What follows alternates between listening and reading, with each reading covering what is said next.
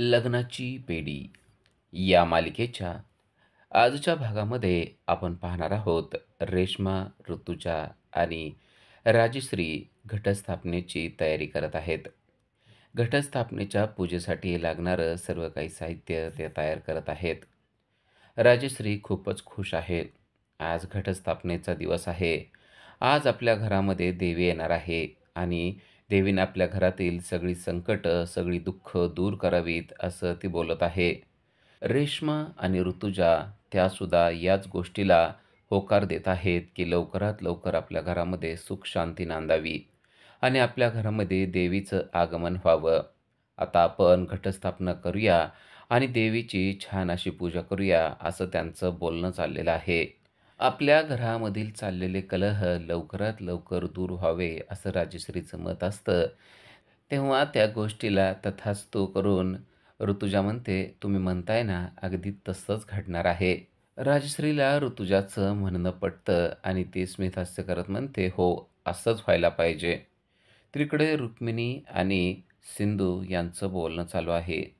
सिंधू रुक्मिणीला म्हणते, की "आपल्याला जे काही करायचंय ते तुमच्या लक्षात आलेलं आहे का?"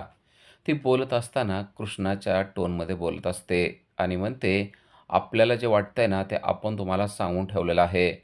आता मोग्यांबो जसं म्हणेल ना, तसं घडणार आहे." तेव्हा रुक्मिणी चिडते आणि तिचा कान धरते. "काय लावलंयस गं हे बोलणं? पहिल्यांदा फडफड काय, आता मोग्यांबो काय? तुला काय वाटलं तू काही बोलशील आणि तुझं कसलंही बोलणं मी सहन करेल काय?" तेव्हा एकदम सिंधू म्हणते, "हां, थोडंसं चुकतंय माझं, पण अहो काय झालंय ना, मी त्या कृष्णाच्या कॅरेक्टरमध्ये इतकी घुसलेली असते ना, की मला कळत नाही मी सिंधू कधी व्हायला पाहिजे ते.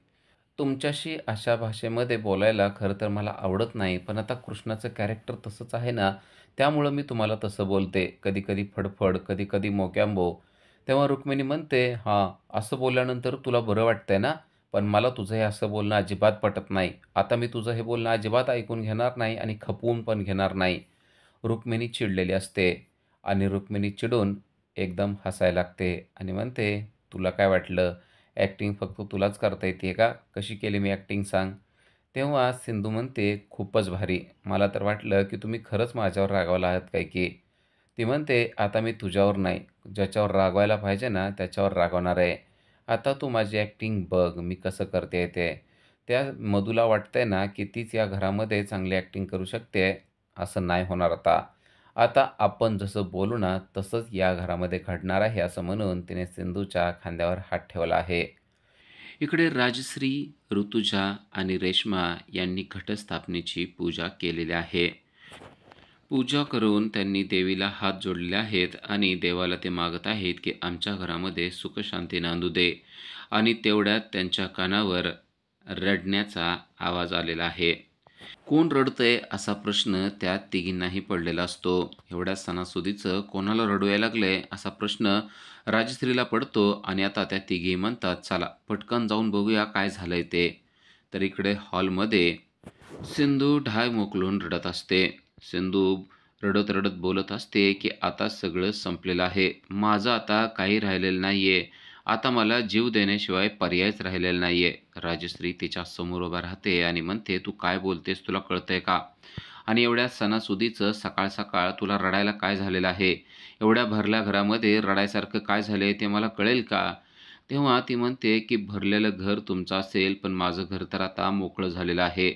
माझं आयुष्यच संपलेलं आहे. मी का जगते तेच मला कळत नाहीये." आता मधू देखील तेथे आलेले असते. रडणाऱ्या त्या कृष्णाला पाहून ती म्हणते, की "काय झालं? तुला रडायला काय झालंय ते सांगशील का सर्वांना?" पण सिंधू मात्र एक म्हणत असते, की या बाईनं माझं आयुष्य उद्ध्वस्त करून टाकलंय," असं म्हणून ती मधूकडे हात करत असते. राजश्रीला कळत नाही. राजश्री म्हणते, "तुला काय बोलायचंय ना, ती स्पष्ट बोल. असं कोड्यात जर का काय बोललीस ना, तर आम्हाला काहीसुद्धा कळणार नाहीये." सिंधू म्हणते, "या बाईला सगळं काय माहीत आहे. हिला विचारा. हिनं काय-काय केलं आहे ना, हे हिला विचारा. माझं आयुष्य सगळं हिनं बरबाद करून टाकलेलं आहे." मधूला कळत नसतं, की काय बोलते ते आणि आता अक्षरशः सिंधू उठून मधूच्या अंगावर जात असते आणि म्हणत असते, "तुला तर मी कधी आयुष्यात सोडणार नाही, कारण तू माझ्या आयुष्याची बरबादी करून टाकलेली आहेस. तुझं सत्य तर मी सगळ्यांच्या समोर आणणारच आहे." असं म्हणून ती आता अक्षरशः मधूवर हात उचलत असते. तेव्हा मधू थोडंसं पाठीमागं सरकते आणि सिंधूचा हात मात्र मधूला लागत नाही. सर्वजण आश्चर्यचकित होतात, की आता सिंधू मधूची धुलाई करणार की काय असं सर्वांना वाटत असतं. पण तेवढ्यात तिचा हात राघवने धरून ठेवलेला असतो. मधूच्या केसालाही तू धक्का लावू शकत नाही, असं डायरेक्ट त्याने सिंधूला सांगितलेलं आहे. सिंधू म्हणते, हेच घडतंय बघा. आता मी हिला मारायला गेले तर यांना राग येतोय आणि यांनी माझा हात धरून ठेवलेला आहे. कळलं ना तुम्हाला मला काय म्हणायचंय ते? हेच गोष्टीची भीती होती आणि आता हेच या घरामध्ये घडलेलं आहे. या मधूने माझा नवरा चोरलेला आहे, असं म्हणून पुन्हा एकदा सिंधू रडायला सुरुवात करते. राजश्री म्हणते, "तू काय बोलतेस? तुला कळतंय का?" सिंधू म्हणते, "मला सगळं काय कळतंय, पण तुम्हाला कळतंय का या दोघांमध्ये काय सुरू आहे ते?" राजश्री म्हणते, "तू नसते भलतेच आरोप करू नको." तेव्हा राघव म्हणतो, "तुला काय आरोप करायचे ते कर, पण काय सत्य आहे ना, ते आज मी सर्वांना सांगणारच आहे." तेव्हा ती म्हणते, "सांगा ना मग, सर्वांना काय सत्य आहे ते सांगा." असं म्हणून ती मात्र रडतच असते. राघव म्हणतो, "मी सांगणारच आहे." आता राघव काय सत्य सांगणार आहे हे सिंधूला माहीत असतं. सिंधू म्हणते, "यांच्याच तोंडातून तुम्ही ऐका ना, मी का रडते ते ना तुम्हाला चांगलं लक्षात येईल." तेव्हा राजश्री राघवला विचारते, "राघव काय झालंय मला सांगशील का? जरा या घरात काय चाललेलं आहे ते मलाही कळू द्या." असं म्हणून ती आता राघवला बोलत असते. तर सिंधू अजूनही ढाय मोकलून रडत म्हणत असते, "या दोघांनी माझं आयुष्यच आता बरबाद करून टाकलेलं आहे. पहिल्यांदा तर या मधूने आणि आता या राघवने सुद्धा आयुष्य माझं बरबाद करून टाकलेलं आहे." राघव म्हणतो, "इतका आरडाओरडा करण्याची काही गरज नाहीये. मी सर्वांना सांगतो काय झालेलं आहे ते." राजश्री म्हणते, "राघव, माझा फक्त तुझ्यावर विश्वास आहे. तू काय झालंय ते जरा स्पष्टपणे सांग बरं." तेव्हा राघव मधूचा हात हातात धरतो आणि म्हणतो, "आई, मी आता मधूशी लग्न करणार आहे. कारण मला मधूच आवडते हे आता माझ्या लक्षात आलेलं आहे." राघवने सर्वांसमोर हात धरलेला असतो आणि ही गोष्ट मधूला मात्र खूपच आनंददायी वाटते. कारण राघवने सर्वांना स्पष्टपणे सांगितलंय की त्याला मधू आवडते आणि आता तो मधूशी लग्न करणार आहे. पण राघवचा हा डिसिजन ऐकून राजश्रीला मात्र धक्का बसलेला आहे. "अरे राघव, पण तुझं आत्ताच लग्न झालेलं आहे आणि ही इथं रडत आहे." तेवढ्यात सिंधू आरडाओरडा करायला लागते आणि म्हणते, "समजलं ना मला काय झालंय ते? या मधूने माझा नवरा चोरलेला आहे. अतिशय चोरटी बाई आहे ती." तेव्हा राजश्री सिंधूला शांत करते आणि म्हणते, "तू जरा शांत बस. मला जरा कळू दे काय झालंय ते." राघव म्हणतो, "जे लग्न झालंय तेच मला मान्य नाहीये आणि आता माझं प्रेम फक्त मधूवर आहे हे मला समजलंय. सिंधूनंतर या जगामध्ये माझ्यावर कोण प्रेम करू शकत असेल तर ती फक्त मधू आहे हे आता मला समजलेलं आहे." मधूला मात्र चाललेल्या सगळ्या गोष्टी खूप छान वाटत असतात. कारण राघवने सर्वांसमोर प्रेम व्यक्त केलंय आणि नुसतं प्रेमच व्यक्त केलेलं नाहीये, तर लग्नसुद्धा करणार आहे असं तो स्पष्टपणे सांगत आहे. पण तेवढ्यात रुक्मिणीची एंट्री झालेली आहे. रुक्मिणी राघवला म्हणते, "तुला लग्न म्हणजे काय भातुकलीचा खेळ वाटला का रे? आ? आता या लग्नाला मी परवानगी देत नाहीये." स्पष्टपणे तिने राघव आणि मधू यांच्या लग्नाला नकार दिलेला आहे. राघव म्हणतो, "पण आजपर्यंत तर तुला मधू चांगली वाटत होती ना आणि मधूचा तू सून म्हणून स्वीकार करत होती. आता काय झालंय?" तेव्हा रुक्मिणी म्हणते, "करत होते, पण तेव्हा तुझं या कृष्णाशी लग्न झालेलं नव्हतं. आता तुझं कृष्णाशी लग्न झालेलं आहे, त्यामुळं मी या लग्नाला नकार देत आहे." तेव्हा राजश्री म्हणते, "असं का करताय तुम्ही? अहो राघवला जर का मधू आवडत असेल, तर त्याने मधूशी लग्न केलेलं काय वाईट आहे?" रुक्मिणी म्हणते, की "आपल्या घरामध्ये काय चाललंय कळतंय का तुला? आपल्या घराची प्रतिष्ठा पण तेवढीच महत्त्वाची आहे. नुसतं सारखं उठून लग्न करणं महत्त्वाचं नाहीये. आपल्या घराची प्रतिष्ठा आहे आणि आपल्या घराच्या प्रतिष्ठेसाठी मी आता राघवला या मधूशी लग्न करू देणार नाही. मला माझ्या घराची प्रतिष्ठा खूप महत्त्वाची आहे आणि जर का तुम्हाला या घराची प्रतिष्ठा महत्त्वाची नसेल, तर या घरामध्ये तुम्ही राहू नका." अशा कडक शब्दात रुक्मिणीने राघव आणि मधूचा समाचार घ्यायला सुरुवात केलेली आहे. ऋतुजा आणि रेश्मा यांना कळतच नाहीये. अचानक रुक्मिणी बदलल्या कसं काय? तेव्हा मधू पण आता रुक्मिणीला म्हणत असते, "तुम्हाला तर अगोदर मी सून म्हणून आवडत होते ना, आता काय झालं?" रुक्मिणी म्हणते, "तेव्हाची गोष्ट वेगळी होती. तेव्हा राघवचं लग्न झालेलं नव्हतं. आता राघवचं लग्न झालेलं आहे. समाजामध्ये आपण काय आदर्श ठेवणार आहे ती गोष्ट लक्षात येतेय का? आपल्या घरात आत्तापर्यंत कोणाचाच घटस्फोट झालेला नाहीये. त्यामुळं आता लग्न करायचं असेल तर तुला घटस्फोट घ्यावा लागणार आणि मी तो घटस्फोट होऊ देणार नाही." सिंधू देखील म्हणते, की "मी सुद्धा घटस्फोट घेणारच नाहीये. मी राघवला अजिबात सोडणार नाही आणि त्याचं दुसरं लग्न सुद्धा होऊ देणार नाही." तेव्हा रुक्मिणी म्हणते, की "राघव, तुझं दुसरं लग्न आता होणं शक्य नाहीये आणि या मधूशी लग्न मी तुला करू देणार नाही. कारण समाजामधली माझी प्रतिष्ठा आता खाली होत चाललेली आहे. त्यामुळं तू असं अजिबात करायचं नाहीये." रुक्मिणीचं बोलणं ऐकून सिंधू रडतच असते. म्हणते, "यांना यांच्या प्रतिष्ठेचं पडलेलं आहे. म्हणजे माझ्या आयुष्याचं कोणालाच काही पडलेलं नाहीये. याला आता या बाईबरोबर लग्न करायचं आहे आणि यांना सगळ्यांना प्रतिष्ठेचं पडलेलं आहे. पण माझं काय? माझा विचार तर या घरात कोणीच करत नाही." राघव म्हणतो, "प्रतिष्ठा वगैरे मी कसलं काही मानत नाही. मला फक्त एकच गोष्ट माहीत आहे, की माझं प्रेम आता फक्त मधूवर आहे आणि मी मधूशी लग्न केल्याशिवाय शांत बसणार नाही." तेव्हा रुक्मिणी चिडते आणि म्हणते, की "मी मात्र या लग्नाला परवानगी दिलेली नाहीये, ही गोष्ट लक्षात ठेव."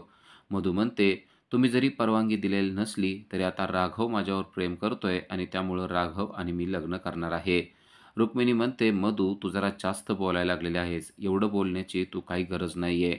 तेवढ्यात मधू आतमध्ये निघून जाते आणि म्हणते, की "मी यांचे डिव्होर्सचे पेपर तयार केलेले आहेत. ते डिव्होर्सचे पेपर आत्ताच्या आत्ता घेऊन येते." आणि मधू ते डिव्होर्सचे पेपर घेऊन येते आणि राघव आणि सिंधू यांच्यापुढे ते पेपर तिने ठेवलेले आहेत आणि ती म्हणते, "सिंधू, तू आत्ताच्या आत्ता याच्यावर सह्या कर." तेव्हा ती चिडते आणि म्हणते, "मी मेले तरीसुद्धा यावर सह्या करणार नाही. काय व्हायचं ते होऊ दे, पण मी राघवला सोडणार नाहीये." राघव म्हणतो, "तू जरी मला सोडणार नसली, तरी मी मात्र तुला सोडणार आहे.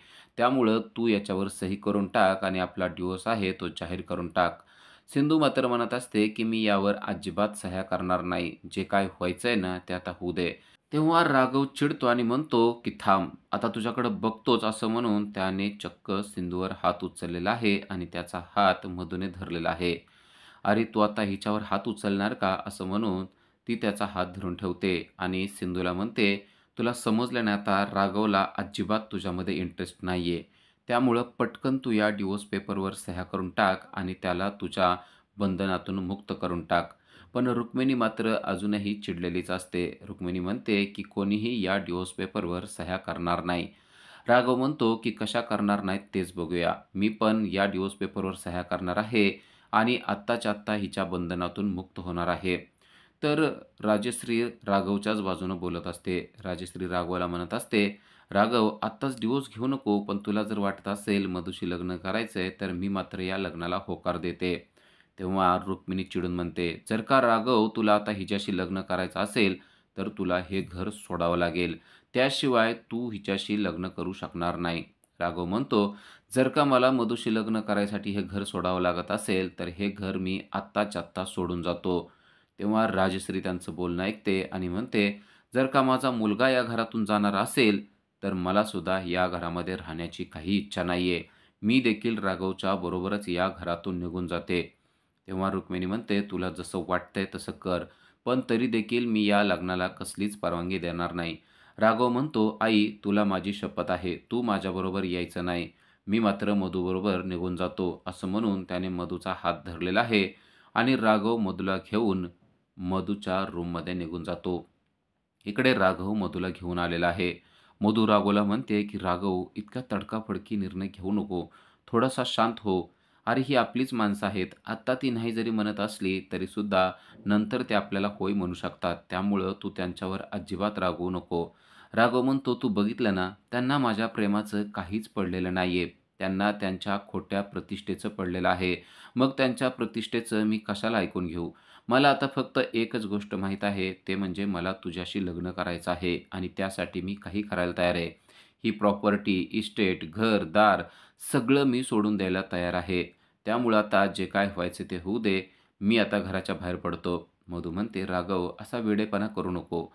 थोडंसं शांतपणे या सगळ्या गोष्टींचा नीट विचार कर. आता उगाच रागाने जर का निर्णय घेतला, तर निर्णय चुकेल." राघव म्हणतो, "निर्णय चुकण्यासारखं काहीच नाहीये. माझा निर्णय स्पष्ट आहे. तुझ्याशी लग्न करणं एवढा एकमेव निर्णय मी घेतलेला आहे आणि आता घरच्यांना काय करायचं असेल ना, ते करू दे. मला त्यांच्या कोणत्याच निर्णयानं काहीच फरक पडत नाही." असं म्हणून राघव आता त्याच्या निर्णयावर ठाम झालेला आहे, असं तो मधूला दाखवत आहे. आणि मधू राघव बोलत असताना तेथे सिंधू आलेले आहे. मधू आणि राघव बोलत असताना त्या दोघांनी हात पकडलेला असतो आणि सिंधू तेच बघून परत एकदा आरडाओरडा करायला सुरुवात करते. "अजूनही तुमचं इथं हेच सुरू आहे का? आता तरी हात सोडा. मी सांगितलंय ना, या बाईशी तुम्ही लग्न करायचं नाही म्हणून. त्यामुळं मी तुम्हाला हिच्याशी लग्न करू देणार नाही." राघव म्हणतो, की "मला तू कसं लग्न करू देत नाही ना, तेच बघायचं आहे. मी पण तुला चॅलेंज देतो. मी आता मधूशी लग्न करूनच शांत राहणार आहे. तुला जे काय करायचं असेल ते करून घे." असं त्याने डायरेक्ट सिंधूला म्हणलेलं आहे. तेव्हा सिंधू म्हणते, "ठीक आहे. आता मी पण बघतेच, की तुम्ही कसं लग्न करताय ते. आजपर्यंत मी शांत राहून खूप काही सहन केलेलं आहे. पण आता एकही गोष्ट मी तुमची सहन करणार नाही. आता जर का तुम्ही जिद्दीला पेटला असाल, की लग्न करणारच आहे म्हणून, तर मी पण सांगते, की हे लग्न मी अजिबात होऊ देणार नाहीये." तेव्हा राघव चिडतो आणि मधूला म्हणतो, "तू आत्ताच्या आत्ता सामान पॅक कर. आपल्याला या घरामध्ये राहायचं नाही. आपण बाहेर निघून जाऊया. चल, लवकरात लवकर आवर." असं म्हणून राघव आता मधूच्या रूममधून बाहेर पडत असतो.